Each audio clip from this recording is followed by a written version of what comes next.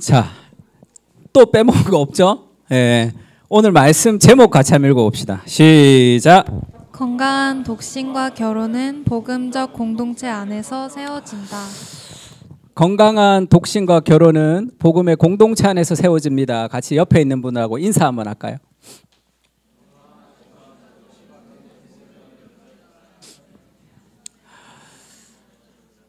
네, 5월은 이 가정의 달이라 복음과 가정 시리즈를 좀 전하려고 합니다. 오늘은 그래서 우리 결혼과 이 독신의 건강함은 복음과 복음의 공동체를 통해서 세워진다는 것을 좀 이번 한 달 동안 같이 말씀을 좀 나누려고 합니다. 그래서 오늘은 원론적인 얘기를 좀 하고 우리 다음 주 이정규 목사님 말씀 전해주시고 그 다음 주에는 부부 결혼이 어떻게 건강한 복음적 공동체 안에서 건강해지는지, 그 다음에 자녀와 이제 부모님의 관계가 복음적 공동체 안에서 어떻게 건강해지는지 그렇게 좀 나누려고 해요. 오늘은 요한계시록 19장 7절에서 11절입니다.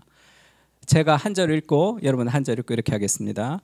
우리가 즐거워하고 크게 기뻐하며 그에게 영광을 돌리세. 어린 양의 혼인 기약이 이르렀고 그의 아내가 자신을 준비하였으므로 그에게 빛나고 깨끗한 세마포 옷을 입도록 허락하셨으니 이 세마포 옷은 성도들의 옳은 행실이로다 하더라.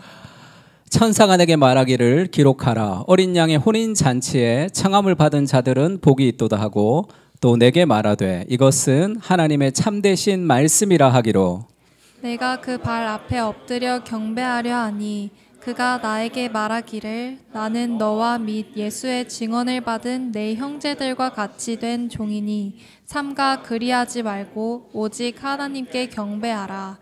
예수의 증언은 예언의 영이라 하더라. 11절 같이 읽겠습니다. 시작. 또 내가 하늘이 열린 것을 보니 보라 백마와 그것을 탄 자가 있으니 그 이름은 충신과 진실이라. 그가 공의로 심판하며 싸우더라. 아멘. 데이비드 포스터 월리스라는 이 소설가이며 교수인 사람이 있습니다. 우리 팀 켈러가 많이 소개하는 그런 사람인데 무신론자예요. 그래서 정말 좋은 얘기를 많이 했는데 마지막 죽음은 좀 이렇게 좀 안타까운 죽음으로 마친 사람인데 이 사람이 2005년도에 캐디언 대학의 졸업식에서 연설을 했습니다. 근데 조건이 있었어요. 내가 하는 연설문을 토시 하나도 바꾸면 안 한다 나는. 그래서 그대로 이제 연설을 했습니다. 유명한 연설이죠. 책으로도 나왔습니다. 이것이 물이다 이런 책으로도 나왔어요. 그리고 책이 한 10,000원, 1,800원 정도 되는데 한 페이지에 한 줄씩 있어요. 나쁜 놈들.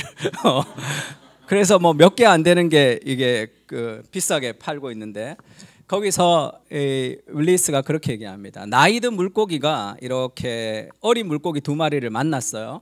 그래서 이렇게 인사합니다. 잘 섰지 얘들아, 물은 괜찮아? 이렇게 물었어요. 그러니까 어린 물고기 2마리가 잠깐 동안 말없이 헤엄쳐 가다가 결국 물고기 한 마리가 옆에 물고기를 바라보며 그렇게 얘기하는 거예요. 도대체 물이 뭐야? 이렇게 얘기합니다. What the hell is the water? 이렇게 얘기하니까 좀 짜증난다. 좀 짜증날 때 이렇게 한다고 미국에서 온 저희 조카가 얘기해 줬습니다. 그래서 뭔가 욕하고 싶지만 욕은 아닌 그럴 때 야 뭐야 이게 그 물이 뭐야 이렇게 얘기하는 거예요. 그러니까 여기서 이제 미국 사람들 막 웃나 봐요. 이런 얘기를 들으면. 여기서 윌리스가 그렇게 얘기하죠. 물고기이라고 전하는 1차적인 논점은 지극히 당연하고 어디에서나 쉽게 볼 수 있는 중요한 현실이 사실은 가장 보기 힘들고 논하기 어렵다는 점입니다. 내가 물속에 살고 있는데 물이 뭔지를 모르는 거예요. 그러면서 물의 영향을 받고 있는 그것을 얘기하고 있습니다. 디지털 전례라는 책이 지금 번역에 대해서 아직 출판은 안 되고 있는데 제가 이제 해제를 써야 돼서 지금 보고 해제를 지금 쓰고 있는 중에 있는 책인데 사무엘 디 제임스라는 사람이 이 디지털 예배라는 거죠. 우리는 물고기다 이렇게 얘기했습니다. 그리고 우리는 깊은 현대 세계를 날마다 헤엄치면서 너무나 익숙해서 제대로 보지 못하는 장소와 사물과 개념을 지나치죠. 하루하루 살다 보니까 가장 가까운 것을 진지하게 생각하지 못합니다. 자기가 사는 세상이 물인지도 모르고 평생 살아온 물고기처럼 우리도 달리 애쓰지 않고 그냥 받아들인다. 물에 사는데 이 물인지를 모르는 거죠. 이거를 뭐라고 표현합니까? 우리가 그 문화 내러티브 같은 거죠. 우리가 그 문화에 젖어서 살기 때문에 내가 왜 그렇게 생각하고 사고하는지를 잘 모릅니다. 그 문화와 벗어난, 그래서 디지털 전례에서는 오리지널일 하나님의 말씀에 접촉할 때 내가 어떤 문화 속에 살고 있는지를 객관적으로 평가할 수 있다, 이렇게 얘기합니다. 인터넷, 특히 소셜미디어는 중립적 도구가 아니라 그 구성원을 특정한 방식으로 생각하고 느끼고 믿게 만드는 인식론적 환경이다. 우리가 인터넷은 중립적인 도구, 잘 쓰면 좋고 안 쓰면 안 좋은 게 아니라 인터넷이라는 도구 그 자체가 우리의 생각을 형성해가는 그러한 인식적 환경을 만든다는 거죠. 그것은 예배적 환경인데 웹이라는 환경이 우리가 사는 물이라면 표현적 개인주의는 그 물에 퍼져 있는 염소다, 이렇게 얘기했습니다. 웹이라는 환경과 표현적 개인주의라는 이 시대의 문화의 내러티브가 우리의 결혼, 우리의 가정, 우리의 독신에 대한 생각을 형성해 버렸다. 이미 하나님의 말씀이 아닌 것들이. 마셜 맥루한이라는 사람이 유명한 얘기를 했죠. 미디어는 메시지다, 이런 얘기를 했습니다. 그것이 미디어에 대한 하나의 불변하는 진리처럼 느껴졌어요. 미디어라는 것은 그 안에 메시지를 담는다. 닐 포스터만이 그걸 뒤집었습니다. 미디어는 메시지가 아니라 미디어는 메타포다, 이렇게 은유다, 이렇게 얘기했어요. 그것은 미디어라는 것은 좋은 내용의 미디어는 좋고 나쁜 내용의 미디어는 나쁜 게 아니라 미디어라는 그 환경 자체가 우리의 생각과 사고를 형성하는 틀로서의 은유다, 그렇게 얘기한 거죠. 그러니까 인터넷을 우리가 뭐 안 쓸 수는 없지만 그 사고 자체가 우리의 생각을 물들이는 거죠. 그러니까 표현적 개인주의가, 이 염소라고 얘기했던 표현적 개인주의라는 것은 사람마다 고유한 감정과 직관이 있어서 개성을 실현하려면 이를 드러내어 표현해야 한다는 주장이죠. 자기 안에 있는 걸 표현해야 된다는 거예요. 현대 세속 세계의 대다수의 사람은 행복과 만족과 삶의 의미를 찾는 열쇠가 자신의 내적 욕구와 야망을 온전히 성취할 수 있도록 환경을 만드는 것이라고 믿는다. 결국 삶의 무게는 바로 나 자신이다. 웹이라는 인터넷 환경 속에서 표현적 개인주의라는 것을 우리가 마시면서 그 물 안에서 지금 살아가고 있는 거예요. 그러니까 우리가 생각하는 모든 사고는 나의 만족과 나의 행복에 포커스가 되어 있다는 것을 이해해야 됩니다. 거기에서 하나님의 말씀에 접촉해서 벗어나지 못하면 신앙마저도 자기 유익을 위한 신앙이 되는 거죠. 그러면 십자군 원전같이 굉장히 위험한 사고로 될 수 있습니다. 결혼과 독신에 대한 문화의 내러티브도 마찬가지죠. 어떻게 하면 내가 행복할 수 있을까? 어떻게 하면 내가 만족을 얻을 수 있을까? 직장과 결혼에 대한 잘못된 이 문화관이 우리에게 스며들었다, 이렇게 얘기합니다. 그래서 결혼하고 싶지 않은 이유들을 보면 경제적인 여유가 없어서, 가정을 책임지는 것이 부담이 돼서, 자유로움을 잃고 싶지 않아서, 적당한 상대를 만나지 못해서, 임신, 육아를 하고 싶지 않아서, 이런 이유들이 오늘날의 2030 미혼 남녀의 설문조사라, 이런 조사가 있습니다. 이 대부분 다 뭐예요? 내 중심이죠. 내가 어떤가? 그러니까 우리가 하나님의 말씀에 접촉하지 않고 살아가는 모든 환경 안에서 우리의 사고가 이미 물들어가고 있다는 것을 기억하지 못하면 그 세계 속에서 벗어날 수가 없습니다. 팀 켈러가 이렇게 얘기했습니다. 우리는 결혼을 개인이 행복해지는 수단으로 보는 개인주의 문화에서 살고 있죠. 왜 결혼합니까? 내가 행복해지려고. 그 틀을 벗어나지 못하면 정말 행복할 수 없는 거죠. 올바른 결혼관을 가지려면 성경 전체를 파악해야 합니다. 성경은 결혼에 대한 정보뿐 아니라 인생 전반에 걸친 지혜와 성품을 만들어주는 거죠. 그러니까 개인의 행복이라는 그 틀 안에서 결혼과 독신을 생각하면 답이 나오지가 않는 거예요. 그러면 성경이 말하는 결혼이 무엇이냐 하면, 결혼은 누가 제정하신? 하나님이 제정하셨죠. 하나님이 왜 결혼을 제정하셨냐 하면 하나님은 삼위일체로 존재하시죠. 삼위일체로 관계적으로 행복한 하나님이 세상을 창조하셨습니다. 세상을 창조하신 이유가 이렇게 같이 한번 읽을까요? 창조주께서 시작. 창조주께서 인간을 지으신 한 가지 이유가 있다면 관계에서 오는 우주적인 기쁨과 사랑을 얻는 게 아니라 창조주께서 인간을 지으신 이유가 있다면 관계에서 오는 우주적 기쁨과 사랑을 얻으려는 게 아니다라는 거죠. 하나님이 만약에 우리를 창조했는데 뭔가 자기의 유익을 위해서 뭔가를 얻고 싶어서 우리를 창조했으면 우리 기분이 어떨 것 같아요? 결혼도 마찬가지입니다. 내가 뭔가를 얻고 싶어서, 내가 더 행복하고 싶어서, 그것은 잘못된 결혼 관점이 우리 안에 이렇게 흐르고 있는 거죠. 하나님이 세상을 창조하신 이유는 뭔가를 얻으려는 것이 아니라 나누려는 거예요. 이미 만끽하고 계심으로. 그래서 우리가 복음을 들어야 되는 이유가 뭐냐면 이 복음의 만족을 누려야 되는 거죠. 그때 나눌 수 있습니다. 하나님께 접촉되지 않으면 삶을 나눌 수가 없는 거죠. 그래서 이것을 C.S. 루이스가 서로에게 자신을 내어주는 사랑이 그것이 삼위일체의 본질이다 이렇게 얘기했죠. 자기중심적인 삶은 정적인 삶입니다. 나의 행복을 위한 삶은 정적인 삶이에요. 전혀 역동적이지 않죠. 자기중심적인 사람은 자기가 중심이 되고 만물이 자신의 주위를 돌기를 원하죠. 남을 돕고 친구를 사귀고 사랑에 빠지는 모든 것도 자기 자신을 위한 겁니다.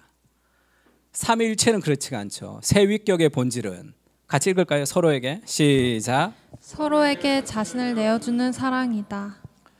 서로에게 자신을 내어주는 거죠. 그것이 삼위일체의 본질이죠. 그것이 결혼과 관계의 본질이죠. 그러면 우리는 결혼을 생각할 때 결혼이라는 것은 나를 내어주는 거예요.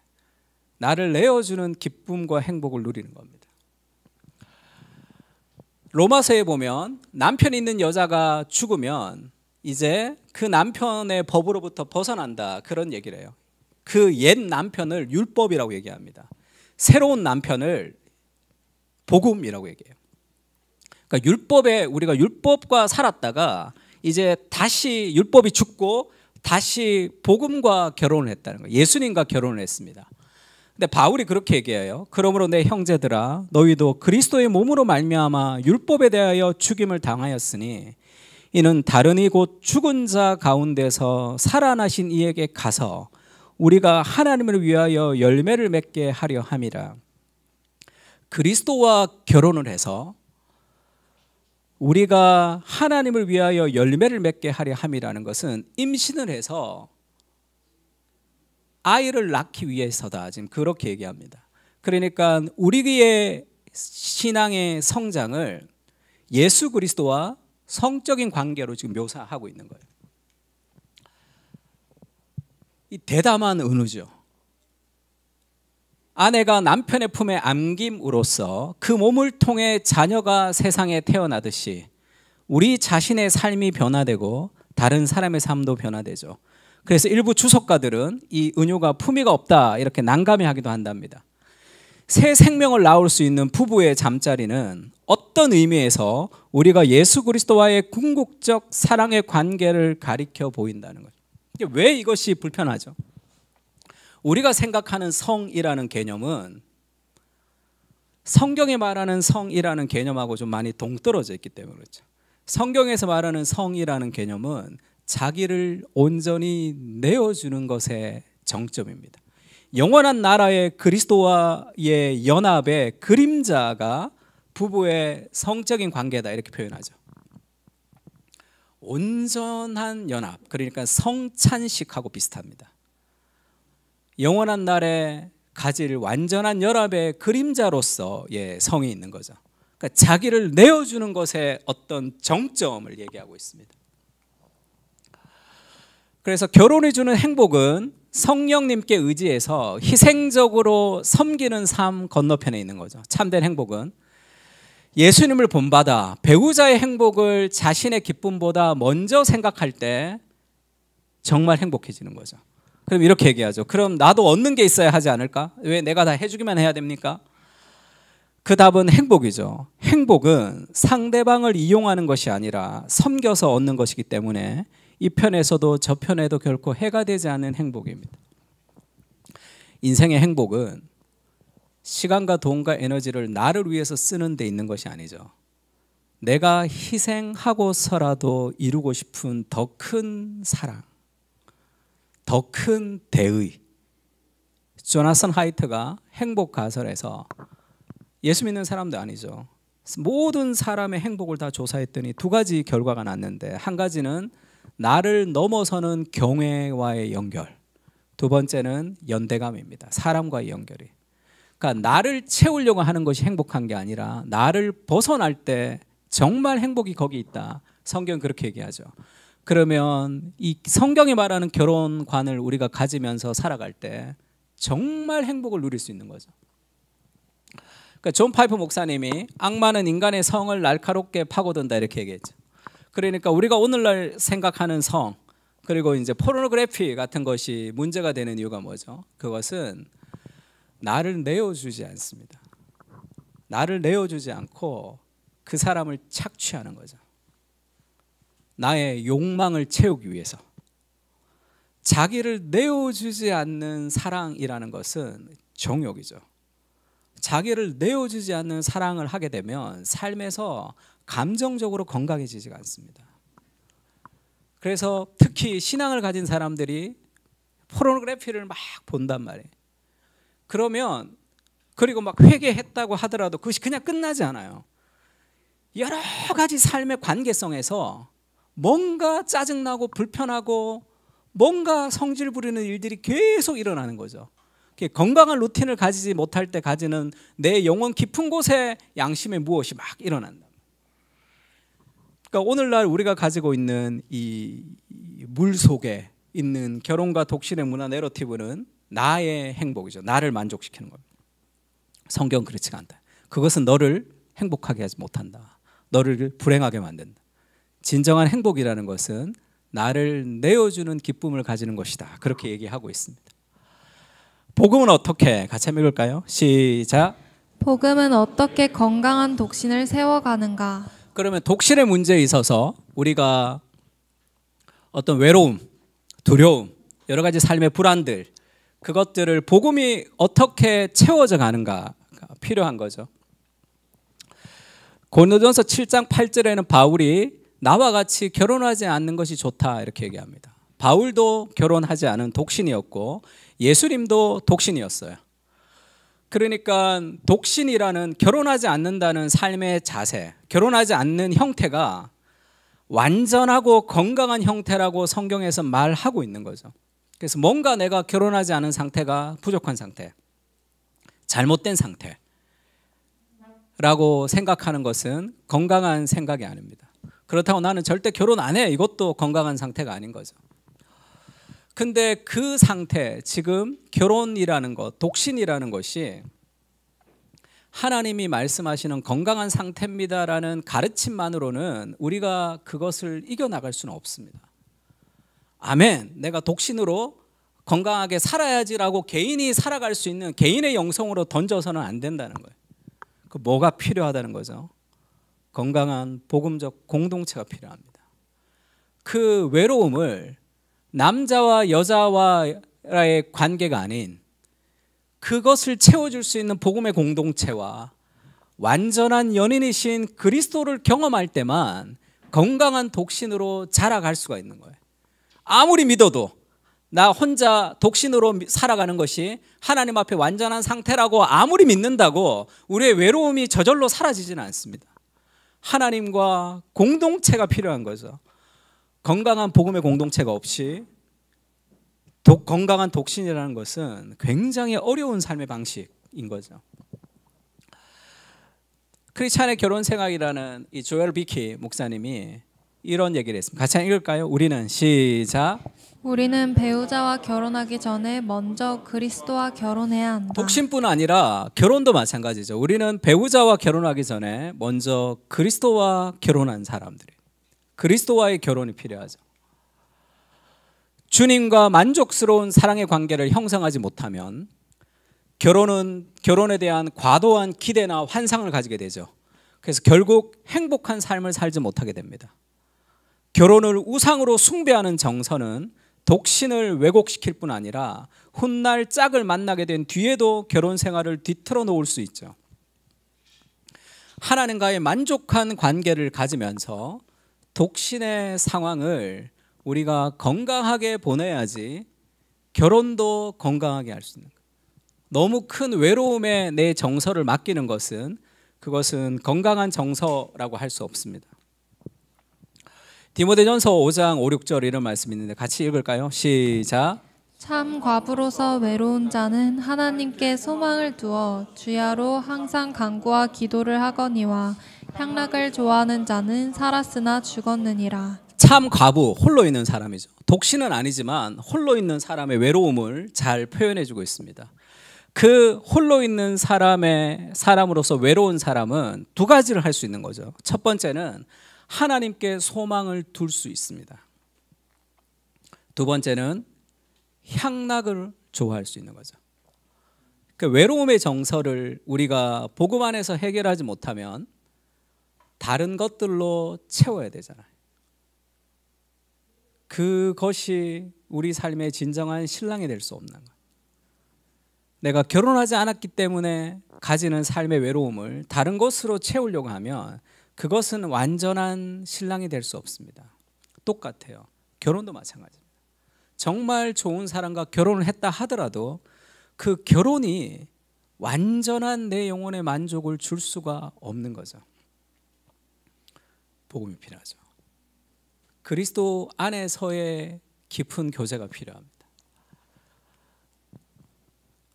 하나님은 여러분이 그리스도를 위대한 신랑으로 배우자가 없는 사람을 위한 배우자로 생각해야 한다고 말씀하십니다. 배우자가 없는 사람의 배우자. 그러니까 결혼하지 못하고 나는 독신으로 있다라는 그런 외로움으로 살아가야 되는 것이 아니라 완전한 연인이 되시고 신랑이 되시는 그리스도와의 결혼을 통해서 진정한 갈망이 채워줄 수 있다. 성경은 그렇게 얘기합니다. 그래서 오늘 읽었던 요한계시록 19장 7절은 이런 말씀이 있는 거죠. 같이 읽을까요? 우리가 시작. 우리가 즐거워하고 크게 기뻐하며 그에게 영광을 돌리세. 어린 양의 혼인 기약이 이르렀고 그의 아내가 자신을 준비하였으므로 그에게 빛나고 깨끗한 세마포 옷을 입도록 허락하셨으니 이 세마포 옷은 성도들의 옳은 행실이로다 하더라. 그날에 어린 양의 혼인 잔치가 있을 것인데 우리는 그리스도의 신부로 그날을 맞이하게 될 겁니다. 이 땅에서는 그것의 물방울을 경험하는 거죠. 이 땅에서 우리가 그리스도를 통해서 그 은혜를 누리면서 마지막 날에 결혼식을 준비하는 신부로 우리가 살아가고 있는 거예요. 결혼도 못하고 내 삶의 그런 열등감으로 살아가야 되는 것이 아니라 진정한 결혼식을 기대하는 마음을 가지고 살아갈 수 있습니다. 세마포 드레스를 입는 거죠. 누가 그런 얘기를 한번 했는데 이 땅에서 우리가 여러 가지 삶에 어렵고 힘든 일들이 있죠. 결혼도 힘듭니다. 싸워야 될 영적인 싸움이 있어요. 독신도 싸워야 될 영적인 싸움이 있죠. 이 땅에서 피 묻은 전투복을 벗고 그날에 우리가 하얀 웨딩 드레스를 입는 것 같은 그런 느낌이 있습니다. 나는 지금 연인이 있다. 지금 나에게 완전한 신랑이 있다라는 확신을 가지고 그날에 완전한 결혼을 기다리는 신부로서 살아갈 수 있다는 거예요. 여성이 백마탄 왕자를 만날 수 있는 확률은 너 결혼을 못하는 게 눈이 너무 높아 이렇게 얘기하잖아요. 성경에 예수님을 이렇게 표현하죠. 11절에 같이 읽을까요? 시작. 또 또 내가 하늘이 열린 것을 보니 보라 백마와 그것을 탄 자가 있으니 그 이름은 충신과 진실이라. 그가 공의로 심판하며 싸우더라. 예수님이 어린 양의 혼인잔치를 얘기하고 그리스도께서 이 땅에 오시는데 백마를 타고 온 왕자도 아니죠. 왕이죠. 왕. 완전하고 확실한 영원한 우리가 꿈꿨던 그 완전한 사랑의 대상인 그분이 우리를 연인으로 삼고 있다라는 그 그리스도와의 충만함이 독신의 외로움을 극복할 수도 있고 결혼의 어려움을 극복할 수도 있습니다. 가장 우리가 채우고 싶은 삶의 갈망은 결혼과 연애를 통해서 채워지는 게 아니죠. 그것은 그리스도를 향한 갈망입니다. 그래서 야, 너 눈이 너무 높아 그러면 이미 백마를 탄 왕 오는 그런 삶의 결혼이 우리에게 있는 거죠. 그것을 어떻게 누릴 수 있는가? 기도인데요. 기도를 세 가지 단계의 기도가 있다 이렇게 얘기합니다. 첫 번째는 비즈니스 파트너로서의 기도죠. 비즈니스 파트너를 만나면 어떻게 얘기합니까? 정보를 교환하죠. 그래서 뭐예요? 내가 뭐를 더 얻을지 그런 얘기를 하는 거예요. 실랑이를 벌이느냐 정보를 주고받으면서 뭐를 더 챙길지 어떤 게 내가 더 이익일지 그런 기도가 처음 시작이 됩니다. 그 단계를 벗어나서 기도가 깊어지면 친구로서의 기도가 있죠. 그것은 고백입니다. 나의 힘든 걸 나눠요. 나의 힘든 거, 나의 어려운 것을 기도 가운데 나누면서 우리가 회복이 됩니다. 시편 그런 기도들이 많죠. 그 단계를 더 깊어지면 하나님이 이 연인으로서의 대상이 되는 거죠. 그러면 친구로서의 우리가 마음을 터놓고 내 얘기를 많이 하는 거죠. 연인은 어떤 얘기를 합니까? 그 사람 얘기를 많이 해요. 너무 이쁘고 너무 아름답고 그 사람의 얘기가 궁금하죠. 이 찬양입니다. 찬양. 우리가 그리스도가 우리의 완전한 연인이 되신다고 하는 것이 별로 마음에 와닿지가 않아요. 그러면 우리가 비즈니스 파트너로서 하나님을 생각하고 있으면 잘 와닿지 않는 거죠. 그 단계로 여호와의 선하심을 맛보아 알아가는 단계로 우리가 자라갈 필요가 있습니다. 창세기 2장 18절에는 그렇게 얘기하죠. 사람이 혼자 사는 것이 좋지 못하니 내가 그를 위하여 돕는 배필을 지으리라 할 때 아까 바울이 혼자 사는 것이 건강한 삶의 방식이다. 혼자 사는 것이 잘못된 게 아니다 이렇게 얘기하죠. 그러면 지금 여기서 말하는 것은 결혼하라라는 말이 아니죠. 삼일체 하나님의 연합인 공동체가 필요하다는 겁니다. 사람은 혼자서 신앙생활을 할 수 없습니다. 그래서 건강한 독신 그리고 건강한 결혼을 위해서 필요한 것은 복음적 공동체. 복음적 공동체 없는 건강한 독신과 건강한 결혼 생활이라는 것은 존재하지 않습니다. 서로라는 말이 신약 성경에만 50번 이상 나와요. 그 50번 이상의 말씀을 불순종하면서 인생에 풍성해질 수 있을까라는 것은 존재하지가 않습니다. 하나님의 나라에 대해서 얘기할 때 제가 늘 그런 개념이 있었어요. 하나님의 나라를 잘 몰랐어요. 처음에 천국은 그냥 죽으면 천국 가는 줄 알았어요. 하나님의 나라라는 개념을 처음 알면서 이미 천국이 시작되었고 아직 완성되지 않았다는 걸 처음 깨달으면서 천국이 여기서 이미 시작되었다는 것이 막 가슴이 터질 것 같고 뚜껑이 열리는 것 같았습니다. 너무 벅찼어요. 그런데 그 얘기를 계속 듣잖아요. 처음 들을 때는 괜찮았는데 그 얘기를 계속 들으면서 그런 생각이 들었습니다. 하나님의 나라가 도대체 뭐지? 관념의 나라, 개념의 나라인 것 같은 거예요. 하나님의 나라가 여기 임했어요. 지금 여기 임했으면 죽어서 가는 게 천국이 아니에요. 그건 낙원이야. 그런 신학적으로 지적으로 너무 큰 기쁨을 누렸지만 그래서 하나님의 나라는 관념과 개념의 나라죠. 독신이라는 것은 건강한 삶의 형태야. 기독교는 독신을 건강한 삶의 형태라고 얘기하는 유일한 종교야. 아멘이죠. 근데 관념이죠. 건강한 삶의 형태라는 건 아는데 외롭단 말이에요. 하나님의 나라가 임했는데 관념의 나라죠. 하나님 나라가 여기 임했는데 어디에 임했습니까? 보이지 않게 임했다 이렇게 얘기하시더라고요. 보이지 않게 어디에 임했냐고. 교회죠. 하나님의 통치가 임하는 곳, 그리스도의 교회 공동체입니다. 하나님의 나라가 이 땅에 임했는데 여기 임했다. 완전한 공동체는 될 수 없지만 세상과는 다른 대안의 공동체가 되어야 되는 거죠. 그러면 하나님 나라의 공동체의 핵심이 뭡니까? 이타심이에요. 인간 안에는 자기를 사랑하는 자기 본성이 있습니다. 자기 중심성이 있어요. 그래서 모든 것을 자기를 위해서, 신앙마저도 자기를 위해서 하는 신앙이죠. 근데 자기를 버리신 그리스도의 사랑을 깊이 경험할 때 우리는 나눌 수 있게 되는 거죠. 내가 윤리적으로 더 대단한 사람이라서 그런 것이 아니라 그 은혜가 우리를 변화시키는 거죠. 그러면 복음적 공동체의 핵심이 뭡니까? 나누는 거죠. 디모데전서는 이렇게 얘기합니다. 과부로 명부에 올릴 자는 나이가 60이 덜 되지 아니하고 한 남편의 아내였던 자로서, 남편이 있다가 과부가 된 사람들을 성경에서는 이 교회에서 과부의 명부에 올리라는 거예요. 이게 뭐를 하는 거죠? 돈을 지원하겠다는 겁니다. 경제적으로 지원을 하겠다는 거예요. 왜죠? 그 당시에는 남편이 죽었으면 경제적으로 힘들잖아요. 그렇게 홀로 있는 사람의 경제적인 어려움을 복음적 공동체가 채워주는 거죠. 하나님이 여러분과 함께 하실 겁니다. 하나님이 여러분의 진정한 신랑입니다. 그렇게 얘기하고 신랑이 죽었어요. 너무 삶이 힘들어.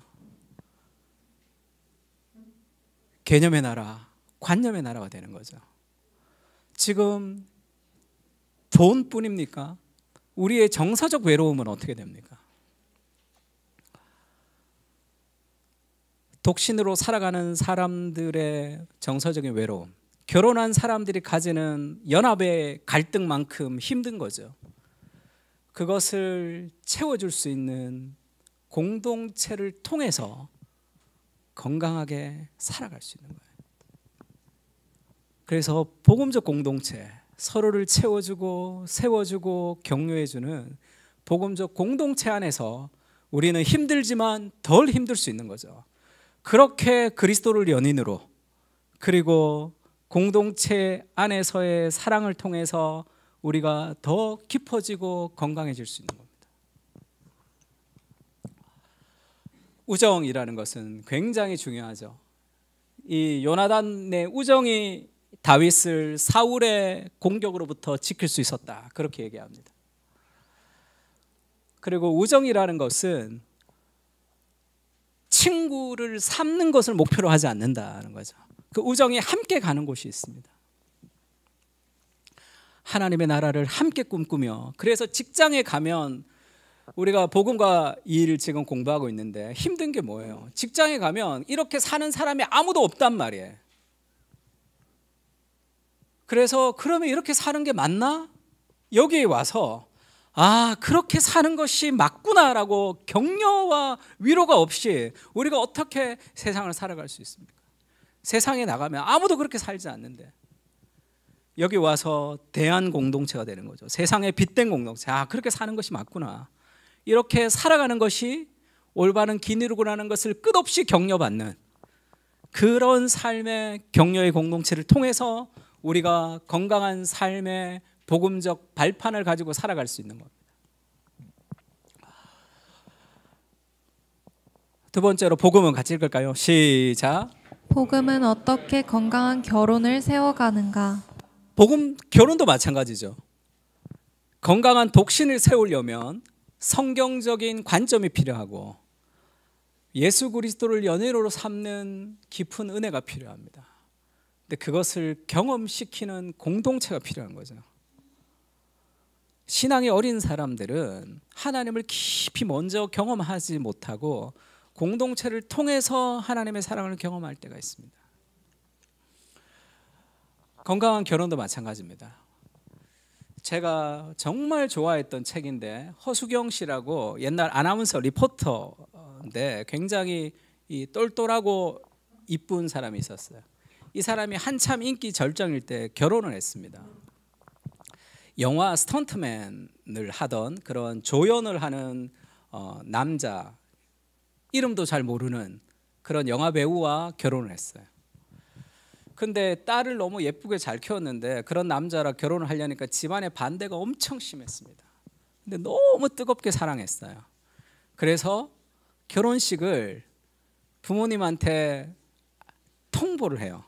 둘이 결혼하는데 날짜도 못 잡고 돈도 없고, 그래서 교회 목사님한테 얘기해서 교회 목사님이 주례를 하고 두 사람 결혼하는 날짜를 잡습니다. 그리고 그날 아침에 자기 엄마한테 그렇게 얘기해요. 엄마, 오늘 나 결혼해. 그렇게 얘기합니다. 그런데 너무 반대, 아버지가 너무 반대하고 엄마가 너무 반대해서 결혼을 하는데, 교회 저 창문 뒤쪽에 커튼을 누가 이렇게 열어서 보는데 자기 엄마가 온 거예요. 저 구석에서 그렇게 자기를 이렇게 보는 자기 엄마가 너무 마음이 아팠고, 그럼에도 결혼하는 자기의 그 사랑이 너무 컸고, 그리고 결혼을 하고 신혼 첫날에 허수경은 자기 집으로, 남편은 또 자기 집으로 가서 전화해서 신혼 첫날 밤을 전화로 이제 우리 결혼했지, 그렇게 해서 정말 마음에 막, 제 어린 마음에 정말 많이 울었습니다. 밤새 울었어요. 그래서 자기의 인생이 미소 한 잔이라면 눈물이 2스푼 정도 있는 인생이다, 뭐 그렇게. 근데 몇 년 뒤에 이혼을 했다는 거예요. 너무 충격을 받았습니다.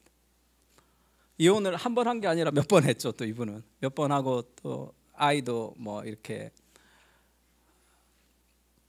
대리 정자를 가지고 낳고 뭐 그런 일들이 있었습니다.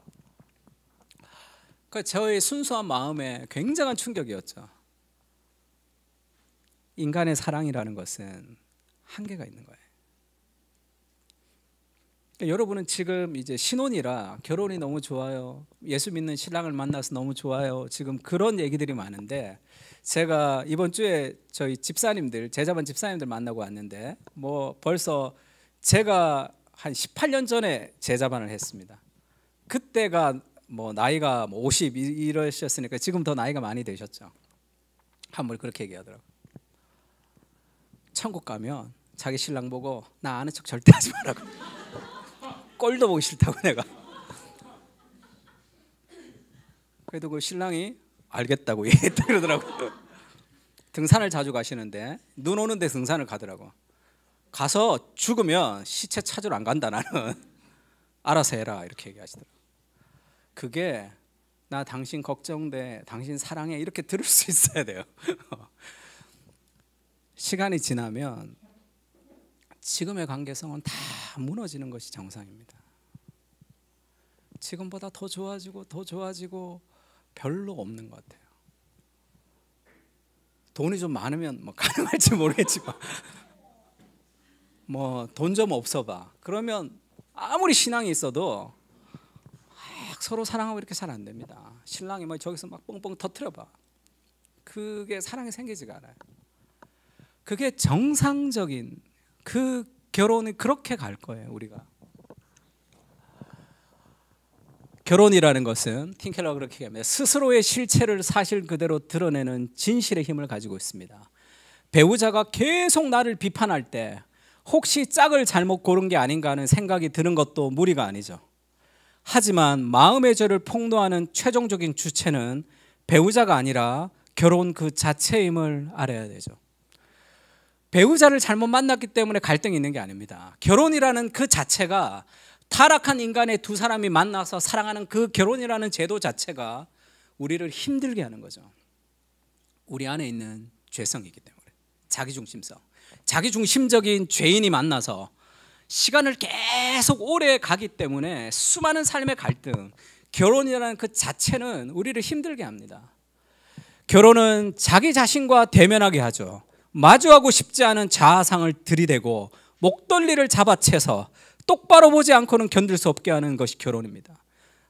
내가 누구인지를 결혼이 딱 목덜림을 잡아채가지고 지금 보게 한다는 거예요. 너 이런 존재야, 너 쓰레기야, 이렇게 보게 한단 말이에요. 그것을 경험하는 게 결혼이죠. 그래서 삶이 무너집니다. 여러분 그렇지 않을 것 같은 표정을 짓는데, 여러분 엄마 아빠 좀 생각해 보세요. 그러면 좀 약간 느낌이 나죠. C.S. 루이스가 그렇게 해가지고, 우리가 사랑에 빠질 때 우리 안에 생겨나는 갈망은 그 어떤 결혼 상황도 충족시켜줄 수 없는 갈망이죠. 우리가 결혼하면서 꿈꿨던 갈망은 결혼이 충족시킬 수 없는 영원한 갈망이란 말이에요. 인간 안에 있는 하나님과 멀어진 삶의 갈망입니다. 그것이 결혼이 충족시켜 줄 수 없잖아요. 최상의 결혼이었다 하더라도 결혼은 늘 우리를 실망시킵니다. 눈물의 여왕, 폭삭 속았수다, 이런 거를 왜 그렇게 많이 보죠? 인간 안에는 영원한 사랑에 대한 갈망이 있거든요. 나를 끊임없이 내 편이 되어 주어서 끝없는 능력으로 모든 것을 다 해결해 주고 하는 그런 사람을 꿈꾼단 말이에요. 우리 안에는. 그렇지 않으면 이걸 보다가 제가 말도 안 돼, 박보검 남편이 박보검 말도 안 돼, 이러면 꺼야 되잖아요. 근데 안 끄잖아. 신랑을 보고 욕하면서도 안 끄는 이유가 뭡니까? 내 안에 깊은 삶의 갈망을 만져준단 말이에요. 우리 인간 안에는 결혼으로 해결할 수 없는 가장 깊은 삶의 갈망인 영원한 사랑에 대한 갈망이 있단 말이에요. 그것을 그리스도를 통해서 만나는 거죠. 여러분은 배우자가 없는 사람만이 하나님을 궁극적인 남편으로 생각하는 것이 아니라 우리 중에 배우자가 있는 사람도 하나님을 자신의 궁극적 남편으로 생각해야 합니다. 배우자가 있는 사람도 우리의 진정한 배우자가 그리스도이심을 기억할 때 결혼의 수많은 삶의 갈등을 넘어설 수 있습니다. 여러분은 자기와 결혼한 사람을 여러분의 마음속에 가장 중요한 위치에서 끌어내려서 하나님 다음의 위치에 두어야 합니다. 하나님은 여러분이 하나님을 위대한 신랑으로, 배우자 없는 사람을 위한 배우자로 생각해야 한다고 말씀하십니다. 그것이 가장 건강한 결혼 생활의 핵심과 같은 거죠. 우리가 오늘 불렀던 찬양이죠. 아가서에는 그렇게 얘기합니다. 내 사랑하는 자의 목소리로구나. 내 사랑하는 자는 노루와도 같고 어린 사슴과 같아서 나의 사랑하는 자가 내게 말하여 이르기를 나의 사랑 내 어여쁜 자야 일어나서 함께 가자, 이렇게 얘기하죠.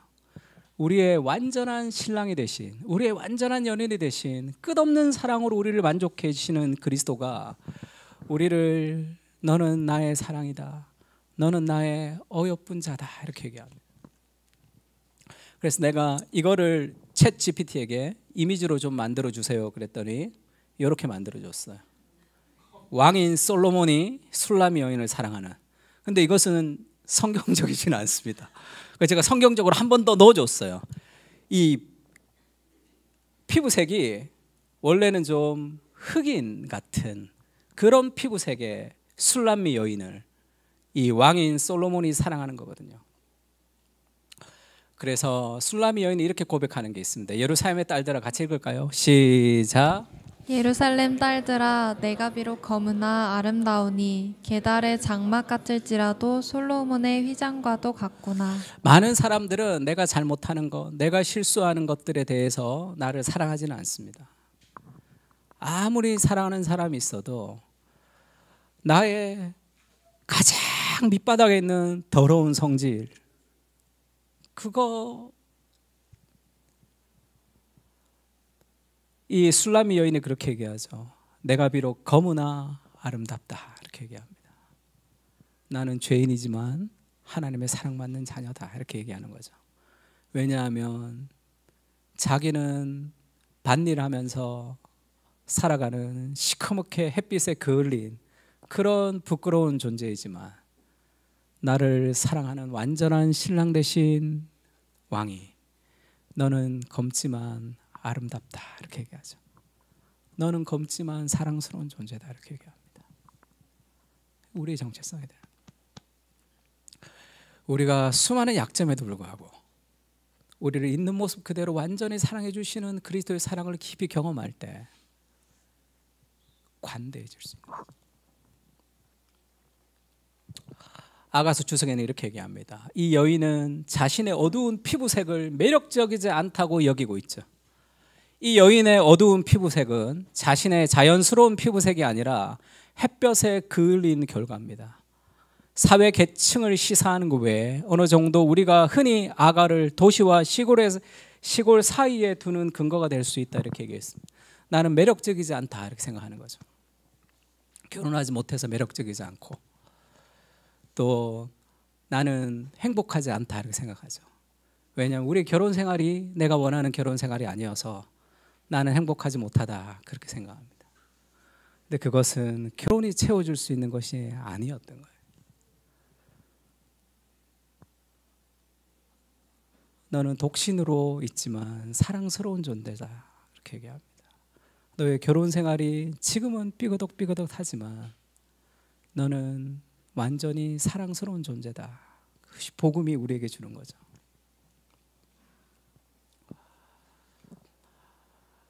진정한 배우자이신 예수님의 사랑을 즐거워할 때 비로소 두려움과 질투와 원망과 권태와 환멸과 외로움 등 우리 삶에 어둡게 하는 모든 것이 점차 힘을 잃습니다. 우리 빨간색 같이 한번 읽을까요? 이 땅에서 시작. 이 땅에서 결혼은 어차피 끝난다. 그 너머로 그리스도와 연합을 바라볼 때에만 당신은 이 땅에서 남편과 아내를 잘 사랑할 수 있다. 어차피 이 땅에서 결혼은 끝납니다. 그 너머로 그리스도와 연합을 바라볼 때 지금 우리의 남편과 아내를 더 사랑할 수 있는 거예요. 천생연분을 만나 결혼했더라면 더 나았을 텐데라는 착각을 버려야 한다. 천생연분은 하나뿐이며 그분은 역사의 종말의 결혼식에서 당신을 기다리고 계신다. 끔찍한 일이 넘쳐났던 생애였다 해도 그날 그분의 영광을 보는 순간에 보상이 되고도 남을 것이다. 그날 그분이 당신에게 입혀주실 아름다움은 그 어떤 값비싼 웨딩드레스보다 눈부시게 빛날 것이다. 우리의 결혼 생활이 그렇게 행복하지 않을 수도 있습니다.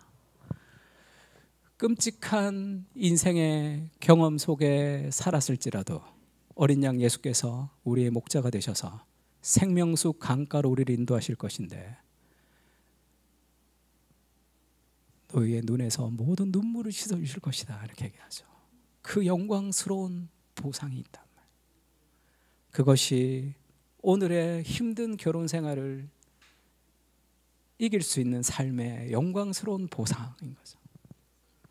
그날에 끔찍한 어려웠던 결혼 생활도 다 보상이 될 겁니다.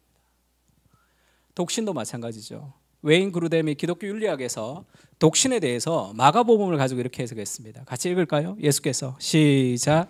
예수께서 이르시되 내가 진실로 너희에게 이르노니 나와 복음을 위하여 집이나 형제나 자매나 어머니나 아버지나 자식이나 전토를 벌인 자는 현세에 있어 집과 형제와 자매와 어머니와 자식과 전토를 100배나 받되 박해를 겸하여 받고 내세의 영생을 받지 못할 자가 없느니라.